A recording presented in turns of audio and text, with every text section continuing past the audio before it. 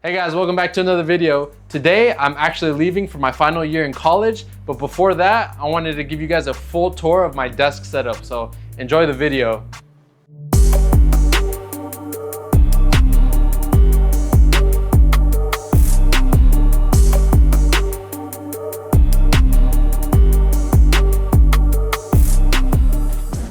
All right, starting off the tour, we're gonna go with the desk. I actually get quite a lot of questions about this. It is the 98-inch long Carl B countertop from IKEA. It is the dark wood stained color, and it is paired with the autonomous standing desk frame, which I got off Facebook Marketplace for $100. So together, the cost of this desk was about $400, as the top is $300, and the desk frame legs I got for $100. Now down here we have the Aylex drawers, which are also from IKEA. They are very notorious. Everybody uses them for their desk setup. It's called the IKEA desk hack. These I got for an additional $50 for the pair, which brings the total for the entire desk to about $450. It is very expensive, but it is a very good desk and it's lasted me a while.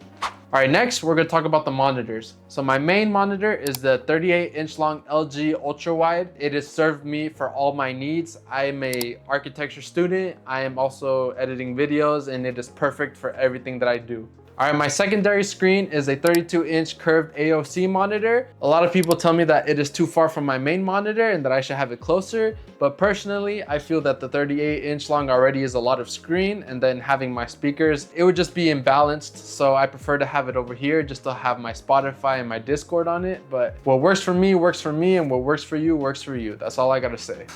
All right, speaking of my speakers, these are the Kali Audio LP6s. The reason they are so huge is because they are meant for music production, and I used to do that. That is why I have them, and ever since then, I've just ran with them, and they work perfectly for what I do. All right, down here, I have my Scarlett Solo audio interface. It is what I used to connect my speakers, my microphone, my headphones, all to my PC, and I just can't express how much I recommend this brand, especially for beginners, because they are so budget and they are quality. All right, speaking of my microphone, this is the Audio-Technica AT2020, and it is being held up by the Fifine microphone boom arm. It's just perfect for my setup. I don't like having the ones that are like angled up, so having this low profile microphone is perfect for this setup. On that same note, these are the Audio-Technica M40Xs. I've had them for years, but they've slowly started to, deteriorate. But I love these. I've used them for so long, and I can't express how much I recommend this brand as well, so. All right, getting down to my peripherals, these are the Logitech MX keys. I am actually a controller gamer, so I don't use a keyboard, so I don't have the need for a mechanical keyboard, so I love these for productivity. And then paired with this, I have my favorite mouse of all time, which is the Logitech MX Master 3S. I use this for school, editing, everything, so I can't recommend this one enough as well. I also use this ANKER wireless charger for my phone. It's just perfect because I just have it sat there whenever I'm working, and I can also see my notifications. So this is just very useful to have. And then on top of my monitor, I have the Quntis monitor light bar. It is controlled through this little controller I have on my desk. And it's just great for being able to put light right here where I'm working in case I need the extra, sense of productivity. All right, now I'm gonna be talking about all the lights I have in this setup. Starting with what's behind my monitors, I have these GOVEE light bars. They kind of just attach to the back of my monitor. I used to put LED strips, but now I'm using this, and it just works out because it's able to light up behind it, and that's all I really need it for.